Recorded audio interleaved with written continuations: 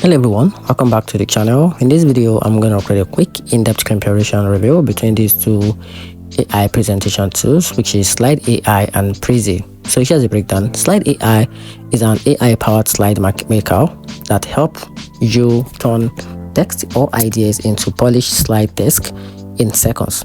You type your topics or paste your content and the AI generates slides with layouts, titles and bullet points for you. It's great if you want fast, simple AI generated presentation with minimal design work. Now talking about Prezi. Prezi is a visual presentation tools that use a zoomable canvas instead of traditional slide.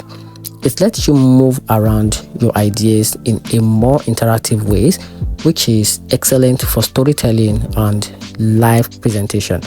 It doesn't generate slides with AIs like SlidesAI, but it keeps audience engaged with motion and non-linear flow.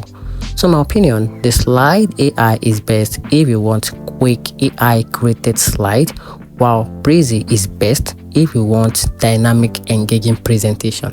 And that's how the two presentation tools works. Hope you find the video helpful. If you do, turn on the notification button and subscribe for more review. You're welcome.